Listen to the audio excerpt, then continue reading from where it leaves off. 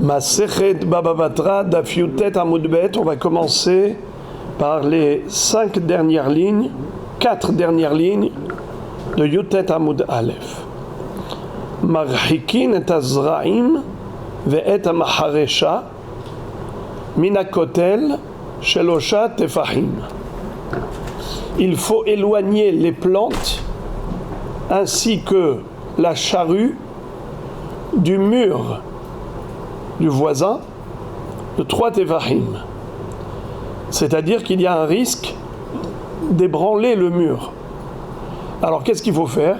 Il faut prendre une distance, une marge. Cette distance de sécurité, c'est une précaution par rapport à la sécurité du mur. Alors qu'est-ce qu'il faut faire? On ne va pas labourer avec la charrue à proximité du mur, car on peut ébranler le mur.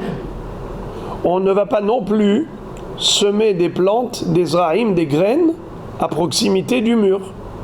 Pourquoi? Parce que ça aussi, ça met en danger le mur. On verra tout de suite pourquoi. Mais en tout cas, vu que ces deux éléments, le passage de la charrue, ou bien la semence, l'ensemencement de graines dans cet endroit, c'est causer un danger au mur, il risque de s'écrouler. On n'a pas le droit de porter préjudice à son voisin, alors il faut s'éloigner. Cette distance de sécurité, elle est de 3 tfahim selon la Mishnah. Maintenant, la Gemara va poser une question hyper logique. Elle va dire, je ne comprends pas, pourquoi est-ce qu'on a parlé de l'éloignement de la charrue et de l'éloignement des zraïm? Mais qui dit zraïm dit charrue, qui dit charrue dit zraïm. Donc on n'a pas besoin d'évoquer les deux, car l'un ne va pas sans l'autre. Alors si tu dois t'éloigner de 3 tefahim pour la charrue, ça veut dire que tu as labouré loin du mur, donc c'est là-bas où tu vas semer. Et si on te dit tu dois semer loin du mur, donc c'est là-bas que tu vas labourer. Alors pourquoi cette redondance? C'est un pléonasme. Marhikim et azraim veta maharesha. Alors la Gemara pose la question, elle dit zraim tipokle mishum maharesha. T'avais pas besoin d'évoquer zraim puisque tu as déjà dit qu'il faut éloigner la maharesha, la charrue. Réponse bemapolet yad. Qu'est-ce que ça veut dire? On jette les graines et les graines peuvent déborder. Non, c'est lorsqu'il n'a pas labouré avec une charrue. Il a labouré avec une pioche, manuellement. D'accord? Étant donné qu'il a fait un travail manuel beaucoup plus délicat, c'est beaucoup moins dangereux pour le mur lorsqu'il prend une pioche et qu'il fait un petit trou et il sème les graines avec douceur, délicatesse. Alors là, on aurait pu penser que dans ce cas-là, ce serait permis. Pourquoi? Car le labour, dans ce cas, n'est pas dangereux pour le mur. Nahon, le sillon n'est pas profond. Et donc, on aurait pu croire que c'est permis. C'est pour ça qu'on te dit que c'est interdit. Auquel titre? Interdit par rapport aux zraïm. C'est-à-dire que les graines qui vont pousser vont rendre la terre meuble, ça va effriter le sol, car les racines des zraïm et la pousse des zraïm, ça va bousculer la terre va devenir friable. C'est ainsi que le mur ne pourra pas tenir et il risque de tomber. C'est ça la raison pour laquelle on a dû te préciser zraïm. Pourquoi? Parce que parfois tu peux avoir zraïm sans maharesha. Mais alors pourquoi à ce moment-là tu dis de la maharesha? Parce qu'avec les zraïm... Très bien. Alors la deuxième question. Maharesha avait hypoclé mishum zraïm? Bien sûr, votre question est logique. C'est la Gemara qui la pose. Alors pourquoi tu as besoin de parler de zraïm parle juste de Maharesha. Pardon, excusez-moi. Pourquoi tu as besoin de parler de Maharesha? Parle juste de Zraim. Tipokle Mishum Zraim. Si déjà on t'interdit de semer ici, que ce soit à la main ou à la Maharesha, tout est interdit. Alors on n'a pas besoin de parler de Maharesha. Réponse, Bechoresh le ilanot. On parle de quelqu'un qui laboure non pas pour des Zraim, donc il n'y aura pas de Zraim qui vont fragiliser le sol à proximité du mur, car il s'agit ici de quelqu'un qui est Choresh pour des arbres. C'est-à-dire qu'il y avait déjà des arbres ici, à proximité du mur. Et maintenant, il faut labourer autour de l'arbre pour ramollir le sol. C'est comme ça qu'on faisait pour rendre la terre fertile, le terreau autour de l'arbre, pour le rendre fertile. Alors, il ne suffit pas de l'arroser.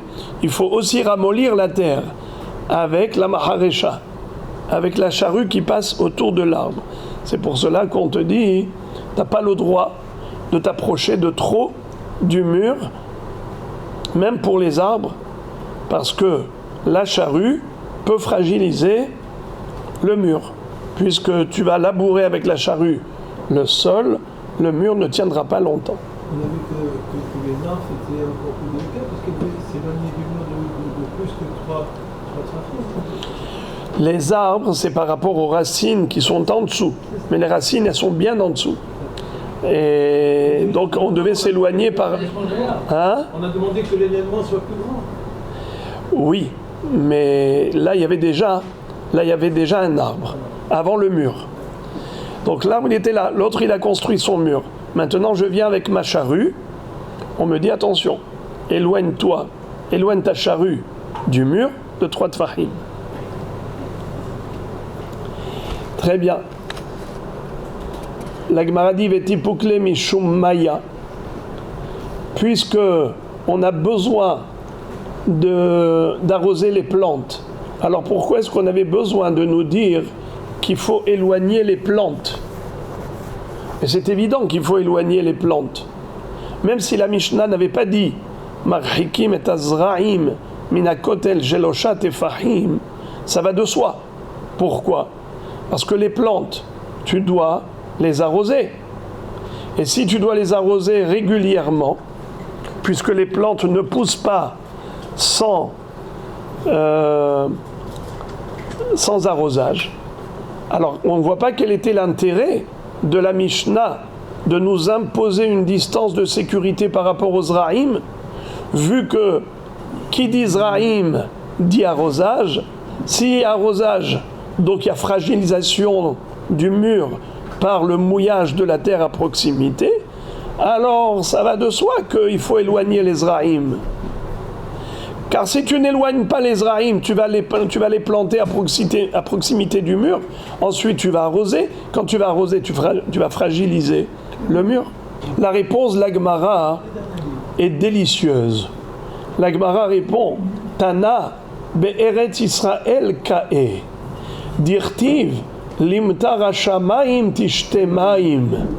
C'est-à-dire, le Tana, il parle d'un endroit comme Eretz Israël qui n'a pas besoin d'arrosage artificiel.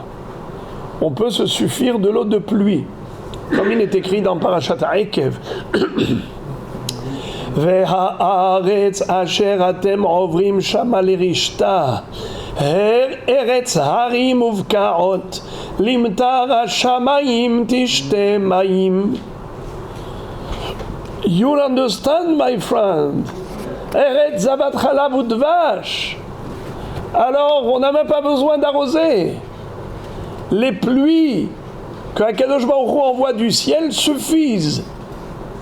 Voilà pourquoi il était nécessaire de préciser que malgré tout, bien qu'on ne va pas fragiliser le mur par le mouillage de l'arrosage, la terre à proximité du mur ne va pas être ramollie par l'arrosage, car on n'a pas besoin d'arrosage en Eretz Israël. On se suffit de la pluie. Eh bien, malgré tout, interdit de semer des graines à proximité du mur, dans les 3 tfahim, vu que ça met le mur en danger d'écroulement à cause de la fragilisation du sol, du fait que la pousse d'Ezraïm effrite la terre. La Gemara, je lis les 2 derniers mots de la page.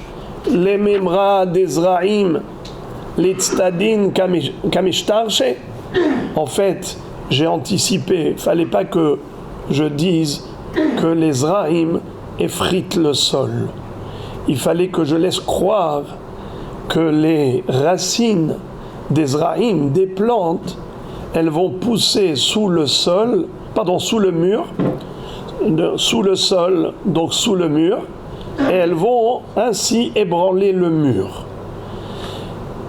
Alors la Gemara dit, ah bon? Ça veut dire que les racines de légumes, de céréales, ça pousse comment? Avec des racines qui vont sur les côtés? Ma pitom! Les racines de ces plantes, elles vont en profondeur. Elles ne vont pas s'étendre autour d'elles en largeur. Il n'y a pas d'extension des racines sur les côtés. Les racines, elles poussent vers le bas. Quelle est la preuve?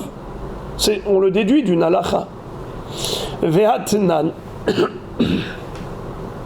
C'est une Mishnah dans la Masechet Kil'aim qui dit Hamavrich et hagefen ba'aretz imen al gabah ha'afar shelosha tefahim lo yavi zera aleha vetane ala aval zorea et hatzdadim ilach va'ilach.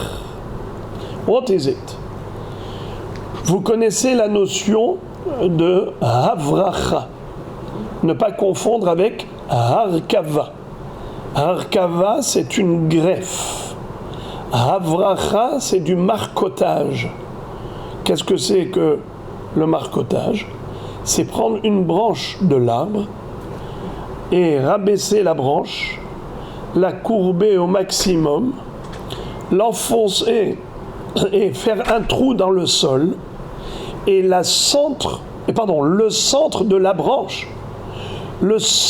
la branche, on l'enfonce dans le trou, dans le sol, et on fait ressortir l'extrémité de la branche à l'extérieur du trou. Aouda. On fait comme ça, comme un serpent. Un arc de cerf. Exactement, comme un S. Donc on a la branche qui descend. Le centre de la branche est dans le trou qu'on a creusé dans le sol. Et le sommet de la branche remonte en dehors du sol. Et ensuite, on recouvre le trou. On bouche le trou. Qu'est-ce qui se passe une fois qu'on a bouché le trou? Les racines vont vers le haut. Alors, attendez, Tzaddik Sheli. Attendez. Qu'est-ce qui se passe? On a maintenant le centre de la branche qui est recouvert de terre. Nachon? Alors, qu'est-ce qui va se passer? On va laisser comme ça un moment. On va laisser que ça prenne racine. Une fois que ça va s'enraciner, alors là, qu'est-ce qu'on va faire? On va prendre une scie et on va couper le raccord avec l'arbre. Pourquoi? Parce qu'on a laissé un certain temps la branche raccordée à l'arbre. Pourquoi la branche? On l'a laissée attachée à l'arbre. Parce que c'est l'arbre qui va lui donner de l'énergie. Et c'est comme ça que cette branche va prendre racine dans le sol. À un moment donné, une fois qu'elle va prendre racine, elle va devenir autonome. Ça va devenir un nouvel arbre. Et donc on va couper le vase communicant, le cordon ombilical de cette branche avec l'arbre, eh bien on va couper. Et maintenant ce sera un nouvel arbre tout frais, tout beau. Rabotaille, pendant cette période-là du marcotage, qu'on appelle havracha, quelle est la racine du mot havracha? Qui est-ce qui peut me dire quelle est la racine? Berer, bravo! Un genou, quelqu'un qui est agenouillé, c'est exactement ce qu'on a fait, on a agenouillé la branche. Excellent. Comme vayavrech et agemalim. Alors, maintenant on te dit, quel est le din par rapport à Kil'aim? Vous le savez, on n'a pas le droit de mélanger des céréales avec la vigne, n'est-ce pas? Karmecha, lotizra, Kil'aim. On n'a pas le droit de faire qu'il est à Kerem. Est-ce qu'il y a une possibilité, les amis? Là, c'est une devinette que je vous pose. Est-ce qu'on peut envisager qu'on puisse semer des graines de céréales carrément sur une branche de vigne? Allez, on va voir votre imagination. Dans quel cas ce serait possible une chose pareille? Normalement, non. Bon, l'angosha. Regardez les frères et les amis.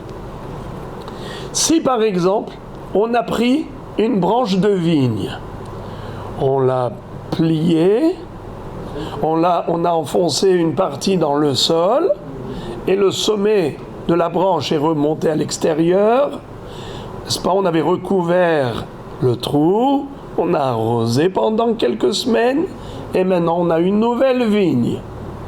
Mais pendant toute cette période, est-ce que j'avais le droit de semer des graines sur la terre qui recouvre le centre de la branche de vigne? Figurez-vous que parfois oui, parfois non. Dans quel cas oui, dans quel cas non. Si la terre, le terreau qui recouvrait la branche, le centre de la branche de vigne, était de 3 tfahim de hauteur, alors j'ai le droit de planter des céréales sur cette partie-là, sur ce terreau. Car il y a 3 tfahim d'écart.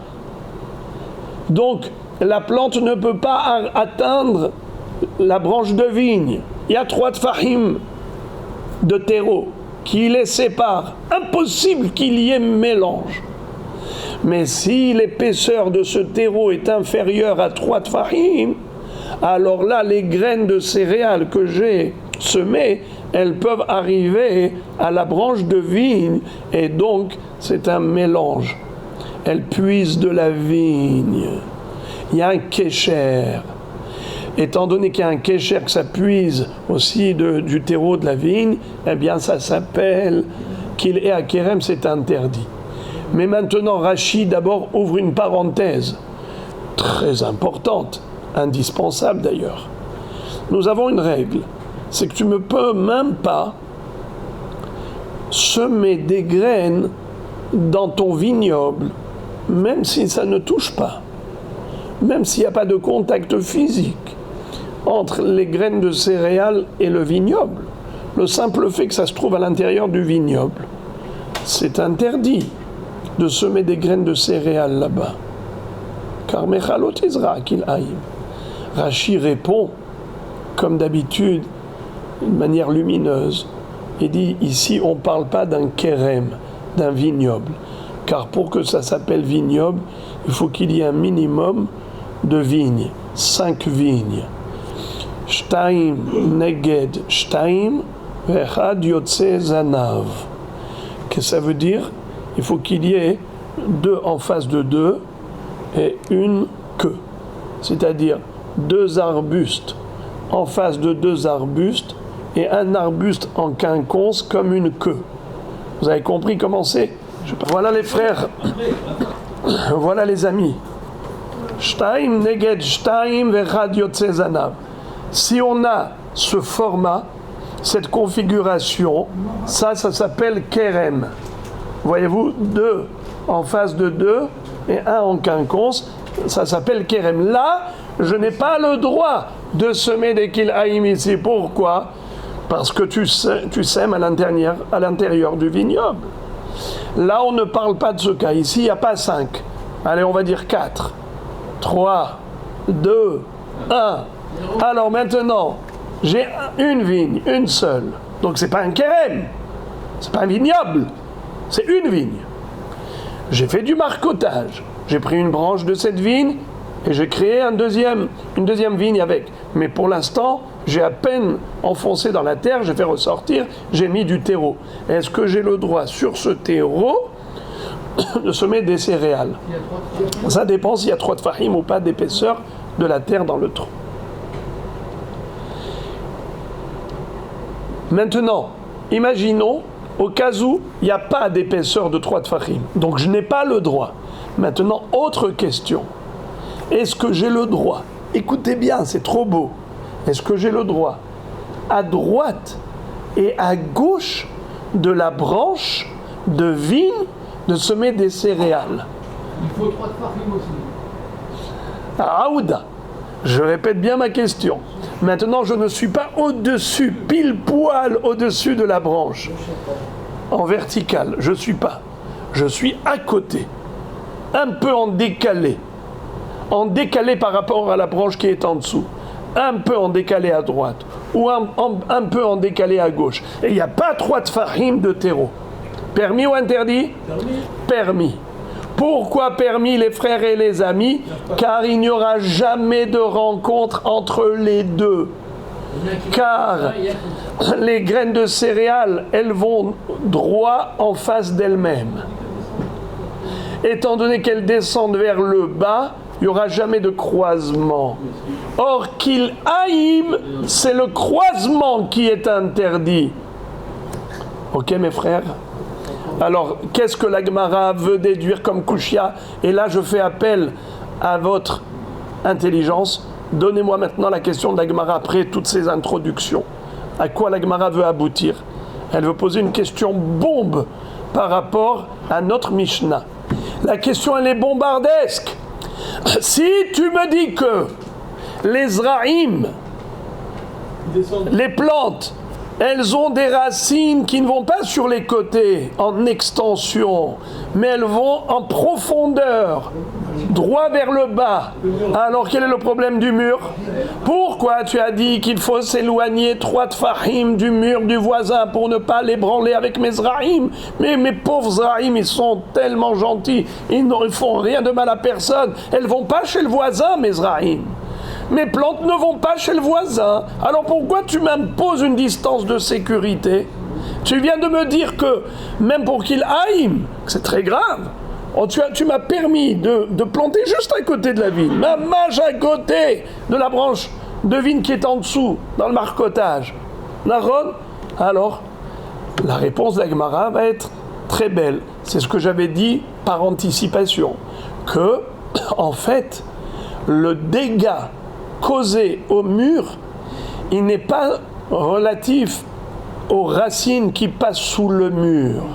C'est parce que ces zraïm vont effriter le sol lui-même, là où les plantes poussent. Là où les plantes poussent et elles prennent racine, c'est là-bas où elles effritent le sol.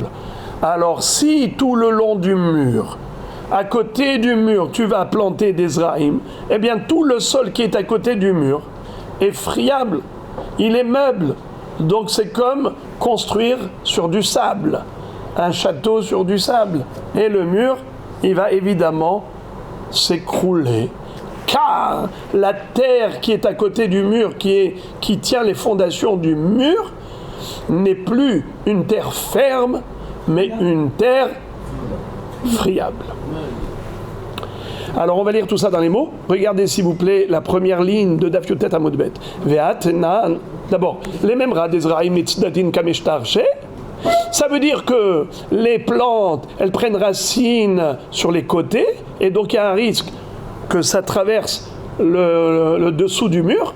Ve'atnan, mais on a appris dans une Mishnah qu'il haïm.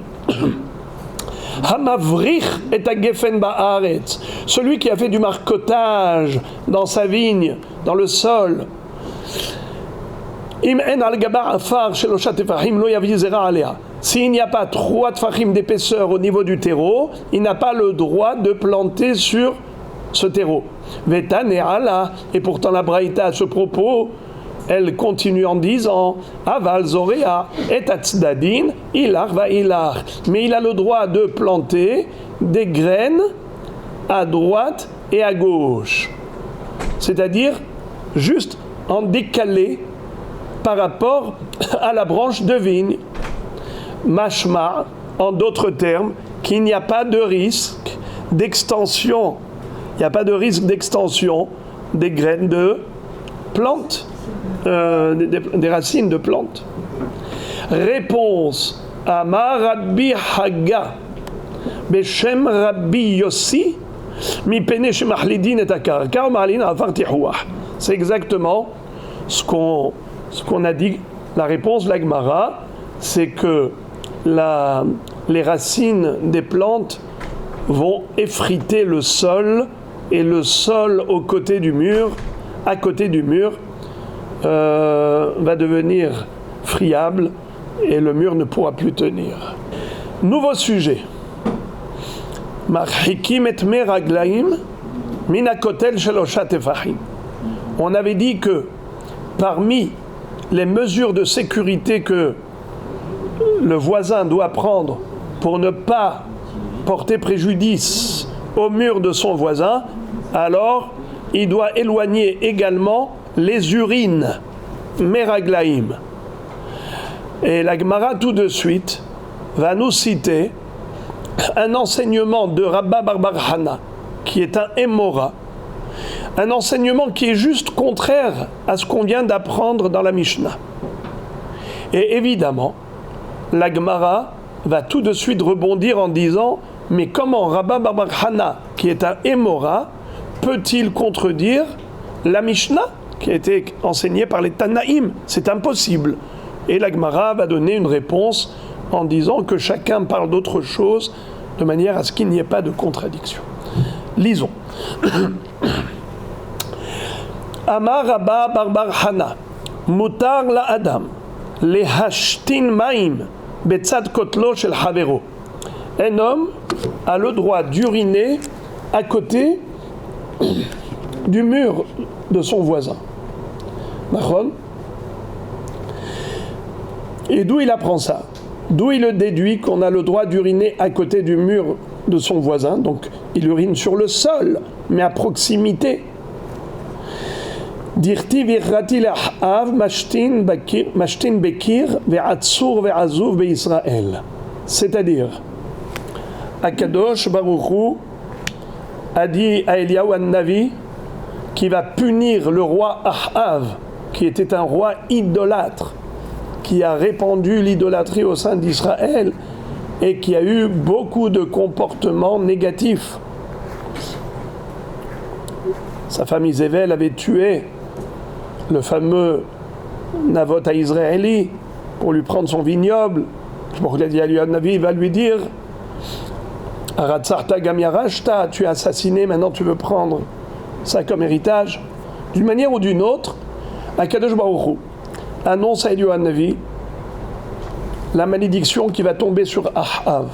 Et il lui dit: Veichrati les Ahav, je vais retrancher de la famille de Ahav Mashtin Bekir. C'est quoi Mashtin Bekir? Ceux qui urinent sur le mur. En d'autres termes, c'est qui? C'est les hommes.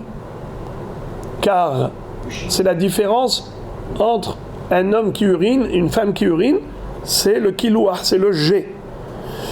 Le jet. Mashtin Bekir. Ve'atzur ve'azuv. Ainsi, je vais aussi éliminer toute sa richesse. Atzur, ça veut dire retenu.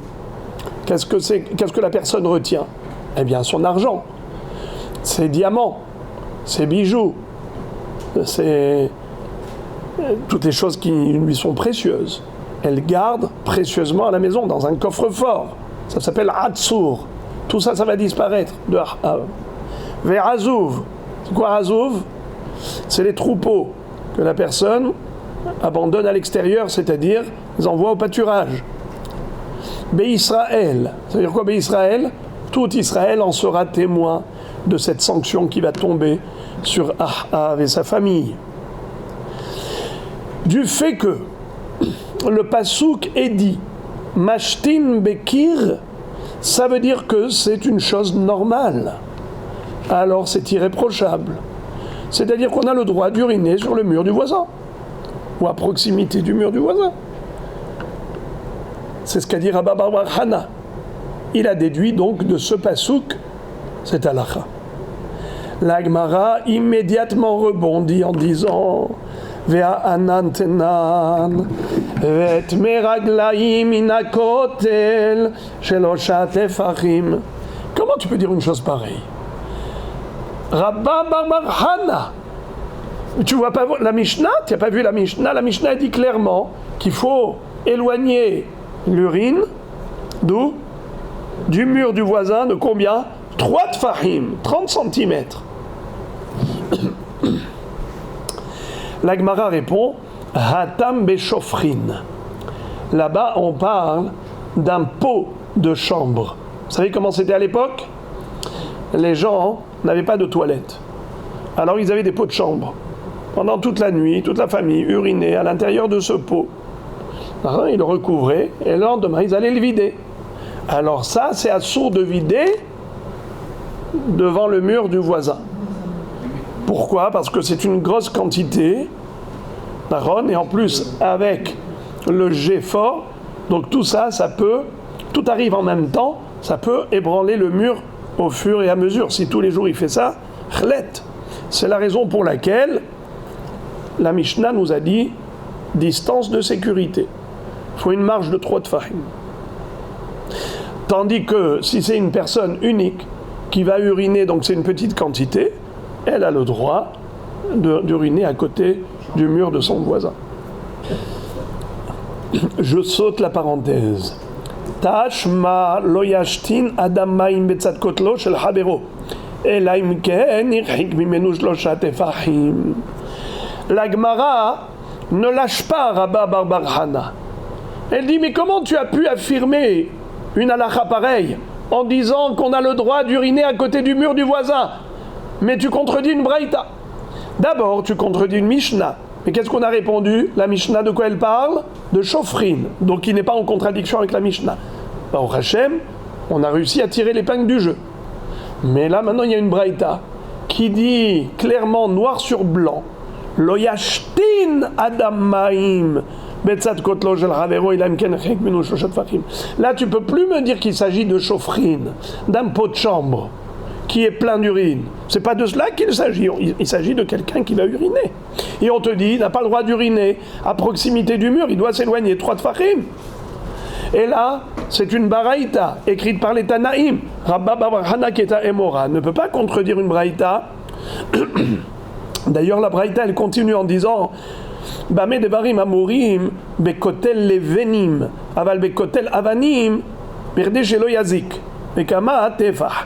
C'est-à-dire, la Braïta précise que cette interdiction d'uriner à côté du mur du voisin, c'est uniquement lorsque le mur il est fabriqué de briques en argile séchée. C'est comme ça qu'il faisait. Il prenait de l'argile, il mettait dans des moules, il mettait au soleil et il laissait sécher au soleil. C'est comme cuit au four. Là, c'est sensible. S'il urine sur le mur ou à côté du mur, alors en effet, comme c'est pas très, très solide, ça peut se fondre avec. Enfin, fondre, façon de parler.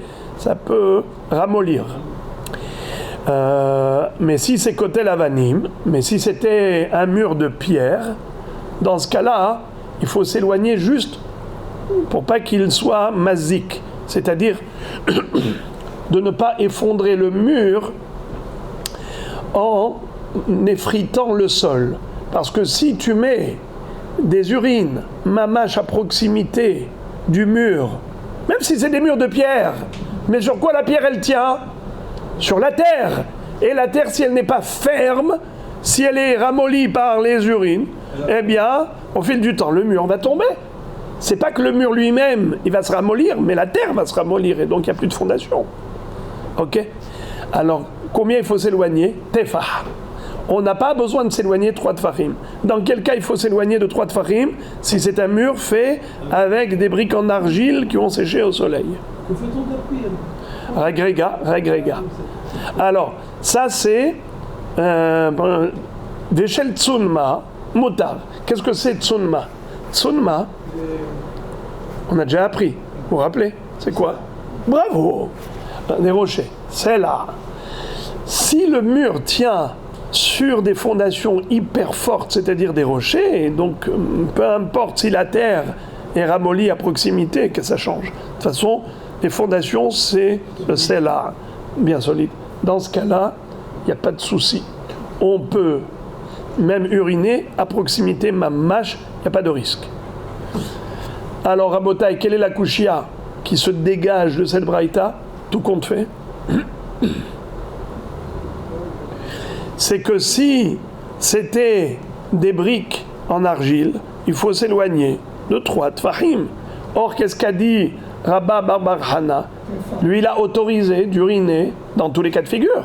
Il n'a pas distingué entre un mur et l'autre, que ce soit un mur de pierre, un mur qui tient sur des rochers, un mur fabriqué en argile. Il n'a pas du tout établi de distinguo.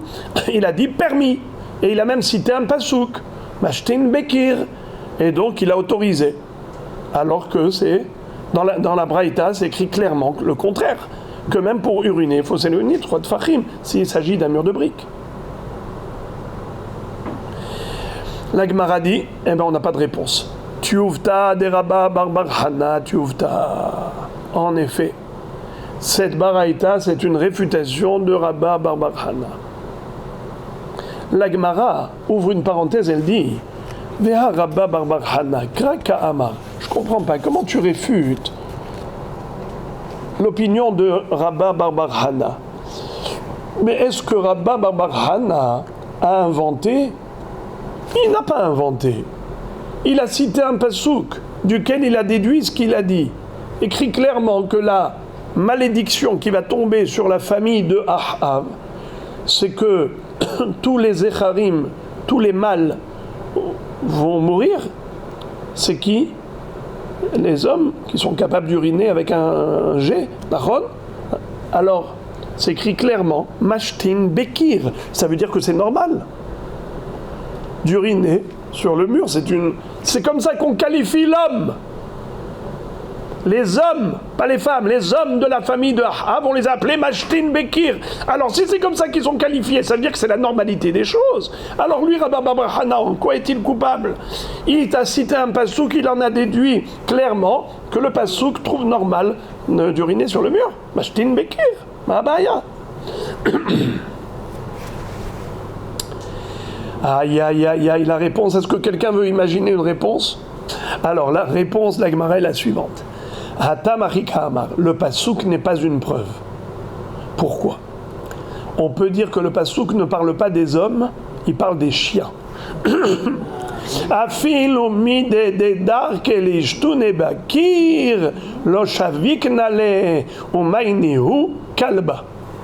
C'est-à-dire, quand Akadosh Baruch Hu avait dit à Eliyahu Navi, V'echrati le'ahav mashtin bekir, ve'atzur ve'azuv be'Israël, il ne faisait pas allusion aux hommes. Il faisait allusion même aux chiens. Ça veut dire, pas seulement, malheureusement, sa famille, mais en plus, même ses chiens.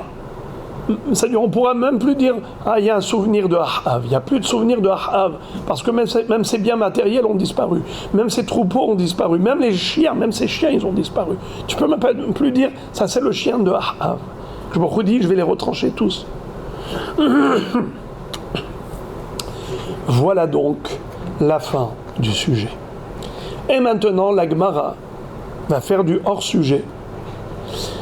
Juste parce que le débat nouveau qui va porter sur la notion de Tum'at-met, l'impureté qui se dégage du mort, finalement, on va voir qu'il y a des éléments qui sont en rapport avec notre Mishnah. C'est la raison pour laquelle la Gemara nous a présenté tout ce sujet nouveau, bien que ça n'a pas de rapport direct avec Baba Batra. Alors lisons. D'abord une petite intro. Vous le savez, que toute personne qui se trouve sous le même toit que le mort, elle devient impure. Ça s'appelle Tum'at Ohel.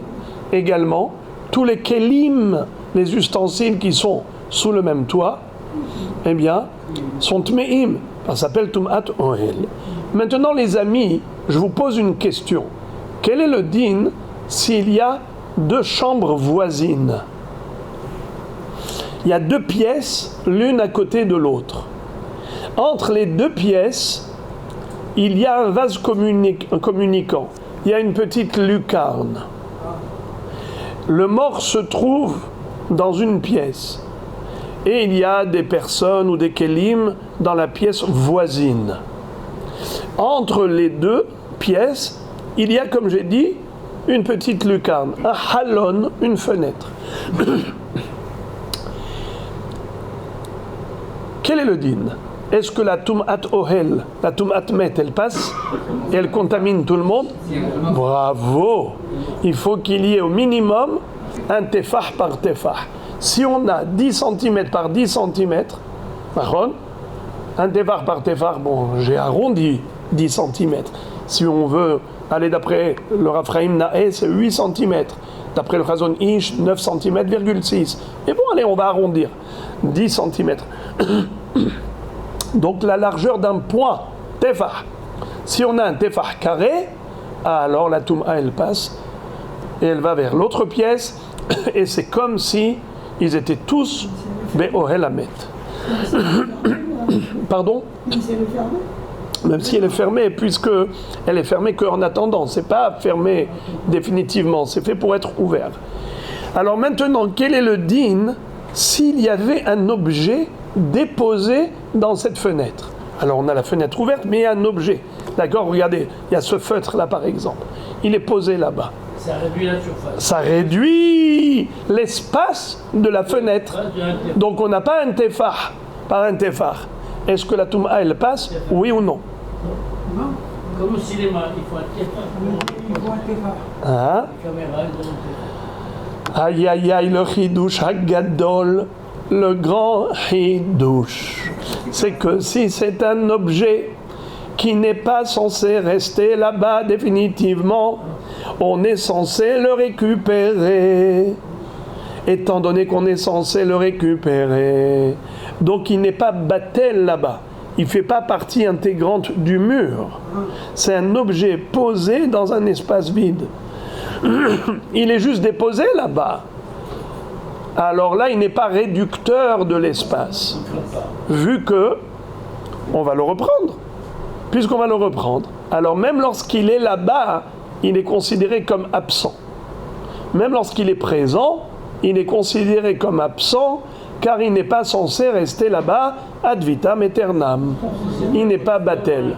Mais si c'est un objet qui n'a aucune valeur et que personne n'a l'intention de récupérer, donc il est là pour toujours, définitivement, dans ce cas-là, oui, il est considéré comme un rehaussement du mur et donc il n'y a pas un tefah carré dans cette lucarne. Donc la Toum'a ne peut pas traverser. Avec cette intro, on peut commencer. Amar Rav Tuvi bar Kisna, Amar Shemuel, Rakik eno memaet bahalon. Rav Tuvi bar Kisna nous dit qu'une galette ou une crêpe, allez, c'est mieux une crêpe posée sur cette fenêtre qui fait un tefah pile poil, eh bien, ça ne réduit pas l'espace. Et par conséquent, la Toum'a, elle passe. La Gemara pose la question, elle dit Maï iria rakik, afilu ave nami. J'ai pas compris. Pourquoi est-ce qu'on a parlé spécialement d'une crêpe ou d'une galette? Et si c'était une brioche épaisse, c'est pareil. Nachon? Étant donné qu'on a l'intention de récupérer, donc automatiquement, c'est pas censé être memaet, c'est pas censé réduire l'espace du tefah. Alors pourquoi est-ce qu'il a précisé rakik? C'est quoi rakik? L'air qui est à l'intérieur. Rakik, c'est dakik, c'est fin. Mais à filo ave, même si c'était épais, c'est exactement le même din, c'est le principe. On a compris le principe. La réponse, l'homme ibaya kamar. לא מבעיה עבה כיוון דחזילה לא מבטלה אבל רקיק דממאיס אם הבתולה מבטלה כמשמע להלן. Le chidouche de Shmuel est le suivant. S'il s'agissait d'une brioche par exemple, ou d'un gros pain, c'est évident que le bonhomme a l'intention de le récupérer, car il est mangeable. Et même si on va dire c'était un peu sale au niveau de la surface de la fenêtre où c'était posé, eh bien il suffit de gratter, de frotter la poussière, de racler avec un couteau la saleté, et il mange sa brioche. Donc c'est sûr qu'il a l'intention de récupérer sa brioche ou son pain s'il est ravé, car il ne va pas devenir dégoûtant parce qu'il a été posé sur un endroit sale. Par contre, une crêpe ou une galette, comme c'est fin, quand ça se salit, ça s'imprègne, alors on jette directement à la poubelle la crêpe ou la galette. Étant donné que on n'a pas l'intention de manger, alors dans notre tête, on l'oublie. On est mévatel, c'est ce qu'on aurait pu croire. C'est ce qu'on aurait pu croire. Qu'en effet, le rakik, il est mémaret. Car certainement, le bonhomme n'a pas l'intention de récupérer sa crêpe pour la manger, parce qu'elle est dégoûtante.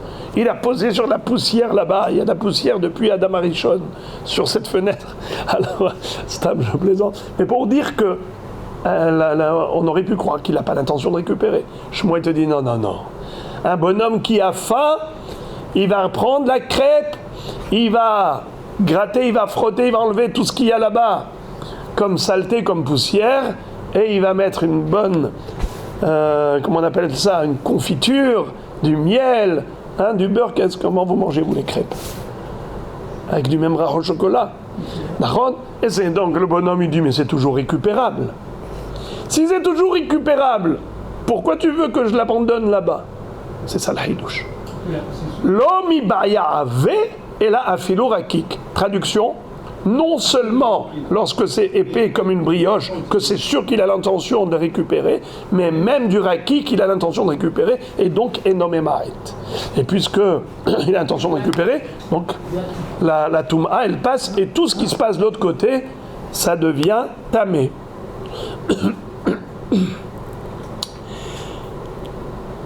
La Gemara maintenant pose une question, elle dit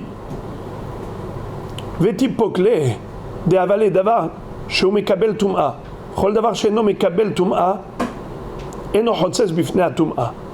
Alors là, les amis, encore une introduction qui est la base de la nouvelle question de la Gemara. La Gemara dit excuse me, admettons que le bonhomme n'ait pas l'intention de récupérer. D'accord? Il n'a pas l'intention de récupérer cet objet. Il va le laisser là-bas ad vitam aeternam. Mais en l'occurrence, c'est un aliment. C'est quoi rakik? C'est une crêpe, une galette. C'est quelque chose de mangeable. Est-ce que ça peut devenir tamé? Par exemple, si je prends un reptile mort et je touche la crêpe avec ce reptile mort, est-ce que cette crêpe, elle devient tamée? Bien sûr. Ou bien notre exemple, moins choquant que celui-ci, un reptile mort. Imaginons par exemple un homme qui est tamé. Il est Baal Keri. Une femme qui est Nida. Elle est Méa. Si elle touche la crêpe, si l'homme Baal Keri touche la crêpe, est-ce que la crêpe devient tamée? Bien sûr. Pourquoi pas? C'est un aliment. Et tout aliment peut devenir tamé s'il a été mouillé. Bien sûr, évidemment, on ne peut pas occulter la condition sine qua non pour l'impureté des fruits ou tout aliment. Un aliment ne peut devenir tamé au contact d'une source d'impureté quelconque que dans la mesure où l'aliment avait été préalablement mouillé. Si l'aliment n'avait jamais été mouillé, eh bien, il ne peut pas devenir tamé. Alors, une crêpe, comment j'ai fabriqué ma crêpe, ma galette? Avec de l'eau et de la farine. Quand j'ai fait avec de l'eau et de la farine, eh bien, voilà que l'eau a rendu la farine mourchar les kabel tum'a. D'ailleurs, comment ça s'appelle en hébreu? Rendre un aliment apte à devenir tamé. Comment ça s'appelle? Mourchar les kabel tum'a. Marchir, ça le rend kasher, ça le rend apte. Kasher, pas dans le sens de la cacheroute, dans le sens de l'aptitude à devenir tamé. Qu'est-ce qui rend mourchar les kabel tum'a apte à devenir tamé, un aliment, c'est le mouillage. Comme c'est écrit dans la Torah, dans Parashat Shmini. Vechiyutan ma'im al zera zerua asher izareya kol asher ipol mehem bemotam itma. Ça veut dire que la Torah parle là-bas de reptiles morts qui tombent sur des aliments uniquement s'ils ont été mouillés, si les graines ont été mouillées. Alors les frères et les amis, la crêpe, la galette, elle a forcément été mouillée parce que comment j'ai pétri. Alors nous avons deuxième introduction. Kol davar hamekabel tum'a eno chotzetz bifnei tum'a. On a dit tout à l'heure que la lucarne entre les deux pièces. Dans une pièce, il y a un mort, dans une pièce, il y a des personnes et des kélim. Si la lucarne, elle est grande, elle fait tefah al tefah, la touma, elle passe. Mais si on a quelque chose qui est réducteur, la touma, elle passe pas. Mais qu'est-ce qui s'appelle réducteur ? Quelque chose qui est déposé là-bas, ad vitam aeternam. Maintenant, la Gemara dit, admettons que le bonhomme n'ait pas l'intention de récupérer cet aliment. Ok ? Il le laisse là-bas ? Définitivement. Donc ça y est, c'est bon, tout va bien. Ça a réduit l'espace ? C'est pas vrai. On a une règle. Une chose qui elle-même peut être mekabel tum'a ne peut pas être l'écran devant la tum'a. Pour servir d'écran, pour empêcher la tum'a de passer, il faut être soi-même hermétique à la tum'a, imperméable. Mais si soi-même on est sensible et fragile, la toum'a peut nous atteindre nous-mêmes. Alors de la même façon que nous-mêmes on est devenus tamés, eh bien on ne peut pas servir d'écran devant la toum'a. La toum'a elle traverse et elle passe au travers de cet élément qui est devenu lui-même tamé. Alors la crêpe, c'est un aliment. Un aliment, généralement il a été mouillé, donc Mourchar les Kabel Touma. Mourchar les Kabel Touma, donc Mekabel Touma, donc la Toumat Ohel, elle passe. Pourquoi tu m'as dit que. Pourquoi ça passe pas? Pourquoi, ça passe juste parce qu'il a l'intention de récupérer le rakik. Il a l'intention de récupérer la crêpe pour la manger. Mais même s'il n'a pas l'intention de récupérer, malgré tout, cette crêpe ne doit pas réduire l'espace de tefar al tefar, vu qu'elle-même, elle peut devenir tamée. C'est les cuites. Regarde, même si elle est cuite, et alors? Elle enlève l'eau. Quoi? Quand on cuit une crêpe bien. Mais alors, vous voulez savoir même mieux encore? Je vais mieux encore vous dire. Vous avez pris une pomme, vous l'avez mouillée, et après vous l'avez essuyée. Et maintenant, cette pomme, elle est au contact d'une source d'impureté. D'après vous? Mais t'es bombe, hein. Ouais. Elle devient tamée, oui ou non? Oui. Quelle différence entre la crêpe ou la viande ou la... La crêpe d'un pot, il n'y a pas d'eau, elle est naturelle, elle est mouillée. Moi, je mets de l'eau sur une crêpe, moi je la fais cuire, l'eau va s'évaporer. Elle va s'évaporer. Je vais dans votre sens. Une pomme, si quelqu'un de tamé touche la pomme, est-ce que la pomme devient tamée? Non. Et si cette pomme a été mouillée? Oui. Alors, dites pomme jamais mouillée, elle ne devient pas tamée. Pomme mouillée devient tamée. Maintenant, je vous pose une troisième question. Quel est le din? Si la pomme était mouillée, je l'ai essuyée, et maintenant elle touche, elle est au contact d'une source d'impureté, elle devient tamée, oui ou non? Non, oui. Eh bien, c'est là votre erreur. C'est juste là. Eh bien, oui, même si l'eau n'est plus là. Alors, même s'il s'est passé au four, et que l'eau s'est évaporée, puisque ça avait été mouillé, alors c'est Mekabel Touma. Alors, maintenant, les frères et les amis, la question de la Gemara, comment la crêpe peut-elle servir de réducteur d'espace de la lucarne? Pourtant, c'est Mekabel Touma. Alors, les amis, la réponse, elle est juste mielleuse et facile. Une réponse facile, même vous auriez pu la donner. Shenilosh beme perot. On parle d'une crêpe qui a été pétrie, non pas avec de l'eau, mais avec du jus de fruits. Or, le jus de fruits n'a pas le statut de mashké, de liquide. Alors, on va expliquer un tout petit peu. Rappelez-moi, s'il vous plaît, rappelez-moi quels sont les 7 liquides existants qui peuvent rendre l'aliment Mourchar les Kabel Touma. Alors, c'est quoi le mnémotechnique? Yad, Shahat, Dam. Yad, Shahat, Dam. C'est le mnémotechnique. Allez, aidez-moi s'il vous plaît. Yad, Yud, Yain, bravo. Dalet, Dvash. De quel Dvash il s'agit? Dvash Temarim ou Dvash Devorim? Devorim, bravo. Pas Dvash Temarim. Parce que Dvash Temarim, c'est mes perot. Shahat, Shin. Shemen. Quel shemen? Zaïd. Bravo. Uniquement shemen zaïd, pas shemen de tournesol ou de canola. D'accord, juste shemen zaïd. Very good. Quoi encore? Shahat. Het, c'est quoi? Halav. Hometz aussi. Il a fait. Tête. Tête. Bravo. Tal, la rosée. Dame. Dalet. Le sang, déjà lui-même. Dalet, c'est dame, le sang. Et même. Et même Maïm. Maïm, excellent. Voilà les 7 liquides. Yad, Shahad, Dam. C'est l'acrostiche des 7 liquides. Maintenant, les frères et les amis, les jus de fruits en général, est-ce qu'ils rentrent dans ce mnémotechnique? Non. Pourquoi? Pourquoi? Écoutez ce que dit la Gemara, c'est choquant. C'est que tous les jus de fruits s'appellent Zéa Be'alma. C'est juste de la transpiration du fruit.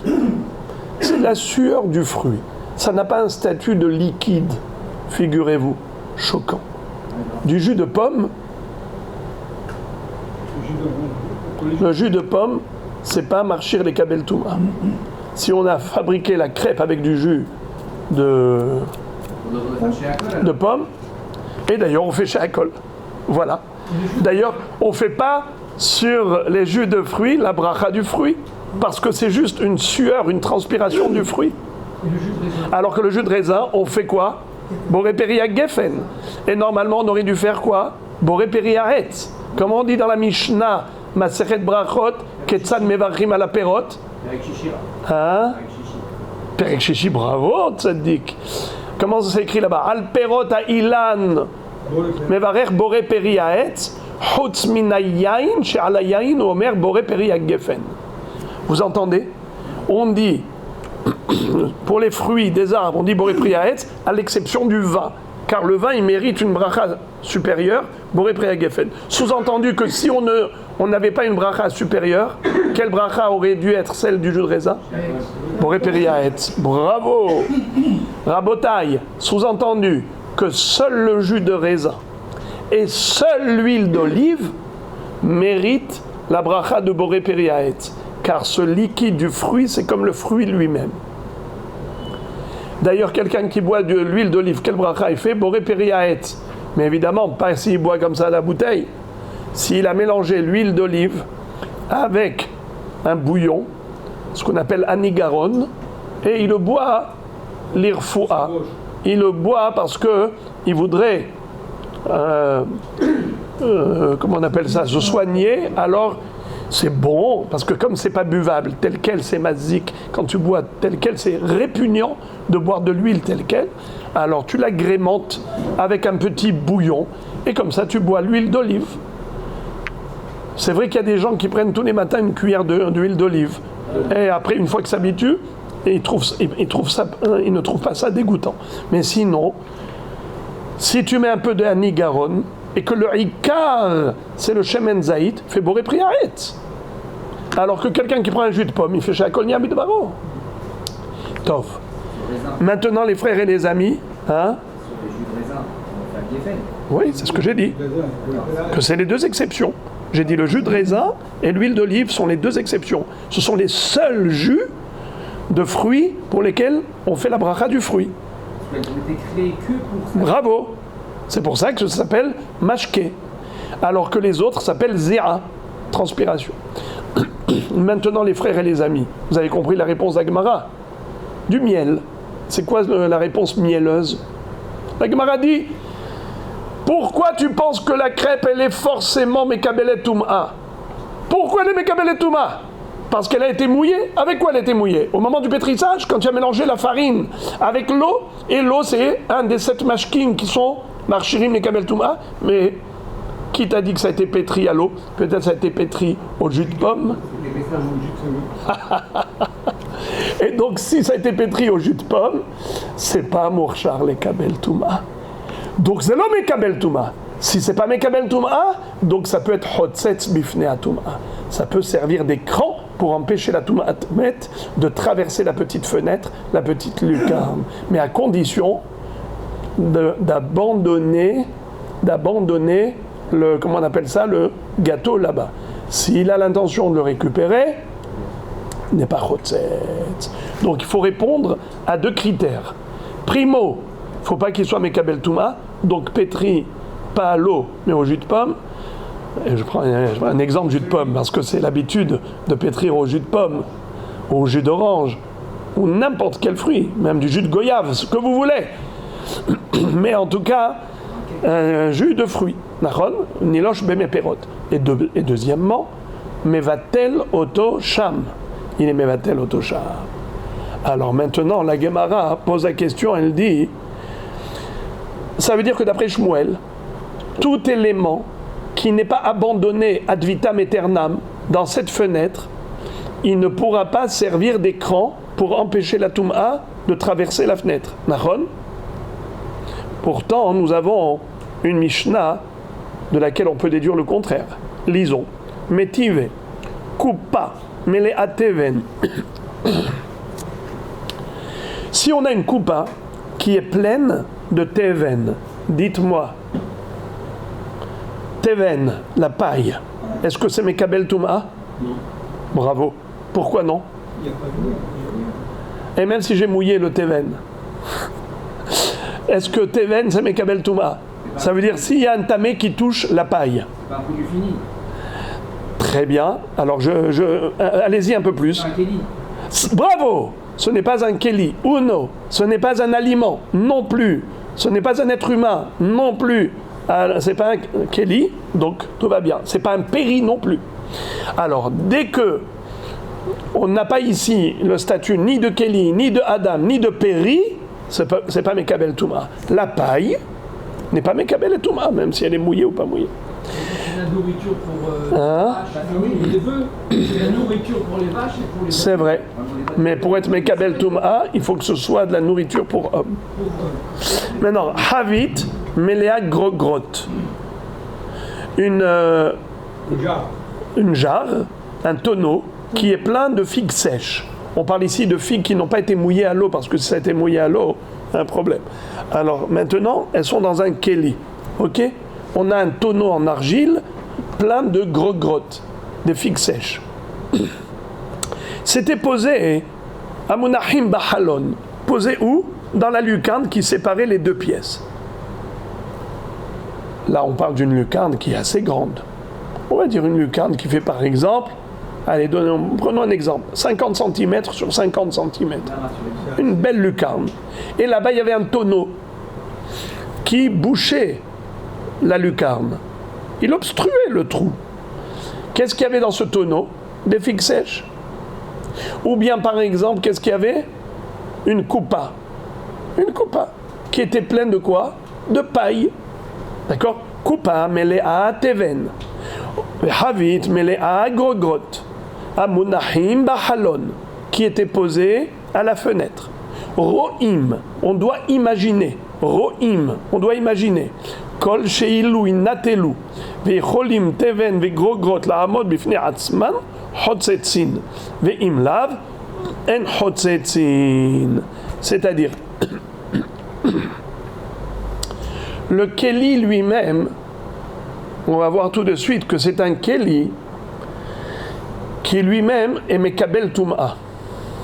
Le kéli lui-même, il n'est pas Hotzetz. Mais qui est-ce qui peut être Hotzetz en l'occurrence? C'est le contenu, pas le contenant. C'est quoi le contenant? Havit. C'est quoi le contenant? Coupa. Est-ce que cette Havit et cette Coupa peuvent servir de, comment on appelle ça, d'écran pour empêcher la Touma de passer? Non. On verra après pourquoi non, mais en tout cas, je viens de vous donner déjà un bribe de réponse. C'est parce que le Kéli, il est Mekabel Touma, donc il ne peut pas être Hotzetz. Il ne peut pas servir de Hatzitza, d'écran, pour empêcher la Touma de passer. Donc qu'est-ce qui peut empêcher la Touma? C'est le contenu. C'était quoi le contenu? Soit de la paille, soit des figues sèches, qui n'ont pas été mouillées. Très bien. La Mishnah nous dit quelque chose d'incroyable. Écoutez ça, c'est incroyable. Quand vous prenez par exemple un kéli et vous mettez dedans des oranges, ça fait quoi? Ça fait un monticule d'oranges. Si j'enlève le kéli, qu'est-ce qui va se passer avec les oranges? Plap, plap, plap, plap, plap. Elles vont tout de suite rouler et s'étendre par terre. On n'aura plus de hauteur. Mais s'il s'agit de figues sèches, les figues sèches, elles sont collantes. Et donc, elles sont les unes sur les autres. Je peux créer un monticule de figues, même si je n'avais pas de kéli, même s'il n'y avait pas de havit, ça peut tenir tout seul. Eh bien, la Mishnah nous dit, si en effet, les figues en question, elles sont de telle nature, qu'elles sont collantes, et qu'elles peuvent se superposer les unes les autres, même sans le kéli, et former un écran, un rideau de figues entre les deux pièces, c'est-à-dire qu'elles empêchent la toum'a de passer d'une pièce à l'autre, ça marche. Elles protègent tout ce qu'il y a dans la deuxième pièce. Mais si elles ne sont pas suffisamment mielleuses, ces figues, si je retire le havit, toutes les figues, elles tombent. Je n'aurai pas de quoi boucher complètement la lucarne. Il y aura au moins un tefah de vide. S'il y a au moins un tefah de vide, la touma, elle passe. Idem pour la paille. Si c'est un monticule de paille qui se trouve dans la coupa, mais qui aurait pu tenir même sans la coupa, ça ne va pas tomber à droite et à gauche. Eh bien, dans ce cas-là, ça peut servir d'écran. Sinon, ça ne sert pas d'écran. Regardez la question maintenant que la Gemara va adresser à Shmuel, elle est nucléaire. Ve'ateven hazel behemto. Selon Shmuel, qui a dit que la crêpe, la galette, elle ne peut pas servir de réducteur d'espace.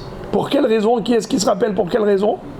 Car il a l'intention de la manger. Comme il a l'intention de la récupérer, donc elle n'est pas censée rester là-bas définitivement. La Gemara dit, eh bien, je ne comprends pas. Même la paille, il n'a pas l'intention de la laisser là-bas définitivement, puisqu'elle est apte pour sa bête. Il n'est pas fou de laisser définitivement cette paille là-bas, à la fenêtre, alors qu'il peut la donner à manger à sa bête. Mais on ne parle pas de rendre service, pas service. On parle de la normalité des choses. C'est-à-dire qu'il ne faut pas prendre des choses à l'envers. D'abord, il faut dire que le bonhomme ne se servira jamais de cette chose. Alors maintenant, ça peut servir d'écran. Mais ce n'est pas à l'envers. Lui, maintenant, c'est sûr qu'il a envie que ça serve d'écran. Mais, à l'heure qu'il est, il n'a pas abandonné pour l'éternité cette paille. De la paille qui est posée là-bas. Lui, il ne savait pas qu'il allait avoir un mort. Il ne savait pas qu'il allait avoir un mort, donc il n'avait pas l'intention de l'abandonner là-bas. Donc, cette paille, elle était censée être retirée de la fenêtre pour la donner à manger à sa bête. Alors, pourquoi est-ce que la Mishnah dit que ça sert d'écran? Pourtant, il ne l'a pas abandonné. Question sur Shmuel qui a dit que si on n'abandonne pas l'objet, il ne peut pas servir d'écran. La réponse, on parle ici Bessaria. On parle ici d'une paille pourrie. C'est quoi pourri? C'est que c'est même pas mangeable pour l'animal. Puisque ce n'est pas mangeable pour l'animal, alors il peut l'abandonner là-bas.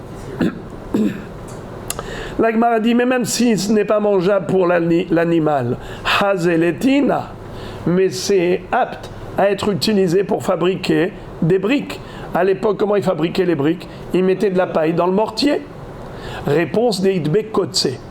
On parle pas de la paille classique, qui est douce, on parle de branches épineuses. Les branches épineuses, on les met même pas dans le mortier. Pourquoi? Parce que vous savez comment ils faisaient? Ils n'avaient pas des bétonneuses comme aujourd'hui, avec des machines qui vous font tourner le béton avec l'eau et qui va pétrir le mortier. Non, c'était avec les pieds. Ils écrasaient avec les pieds, la plante des pieds. Alors si tu lui mets là-bas des branches épineuses, c'est pour cela qu'ils mettaient que de la paille qui est douce. Alors la Gemara dit, puisqu'il y a des épines, il abandonne. Il ne va pas l'utiliser. La Gemara dit quand même, Chazel et Asaka, pourquoi tu dis qu'il n'y a aucune utilité? Faux. C'est utilisable pour la cheminée. Réponse Bematuna. On parle de branches épineuses fraîches et pas sèches. Qu'est-ce qu'on met dans la cheminée? Que du bois sec, pas du frais. Car quand c'est humide, ça ne brûle pas. La Gemara dit Hazele Segadol. Excuse me. D'accord, on ne mettra pas dans notre petit fourneau, dans notre petite cheminée. Mais imaginons qu'on a par exemple le grand feu du boulanger. Et c'est gadol. Alors là-bas, on peut jeter même des choses qui ne sont pas secs. Même des branches qui sont fraîches. Car le grand feu, il brûle tout. Il brûle le frais et le sec. Le grand feu, il n'a peur de rien. Alors, pourquoi tu dis qu'il va l'abandonner? Mais peut-être que ça peut servir pour un Hesek Gadol, un grand feu. La Gemara répond, Hesek Gadol lo shachriach. Ce n'est pas fréquent. L'utilisation d'un grand feu, c'est vraiment dans des cas très rares. C'est rarissime. Comme par exemple, vous voyez les grands feux pour l'Akba Omer. Ils vont danser autour des grands feux. Vous avez déjà vu les grands feux de l'Akba Omer? Là-bas, on peut parler de grands feux, mais quand ça arrive une fois par an. Alors, étant donné que ce n'est pas fréquent, c'est la raison pour laquelle une branche épineuse fraîche, qui n'est pas apte ni à fabriquer du mortier, parce que c'est épineux, ni à mettre dans la petite cheminée, parce que c'est frais. Et tu vas me dire, oui, mais c'est apte au grand bûcher. Oui, mais le grand bûcher, quand est-ce qu'on en allume? Ça fait que le bonhomme, quand il a là-bas des branches épineuses à la fenêtre, c'est sûr qu'il va les abandonner. Et puisqu'il va les abandonner, c'est Hotsetz Bifne Atum'a. Ça peut servir d'écran devant la Tum'a, comme avait dit Shmuel. Il n'y a aucune contradiction. La Gemara, elle dit, ok, j'ai une autre question. Et ça, je suis très étonné de vous, mes amis, que vous ne l'ayez pas posé cette question. La Gemara dit, Grot, Hazoulé. Mais les Grot, les figues sèches, il peut les manger. Et puisqu'il peut les manger, donc il n'a pas l'intention de les abandonner là-bas. Selon Shmuel qui a dit qu'une chose qui n'est pas abandonnée à la fenêtre ne peut pas servir d'écran devant la Touma. Alors, les grottes, c'est sûr qu'il veut les manger. Pourquoi tu veux qu'il les abandonne? Mais c'est mangeable. Bravo. La réponse, c'est des figues véreuses. Amar Shmuel, Béchéhi Trifou. Rentane Rabba Baravua, Béchéhi Trifou. C'est des figues véreuses.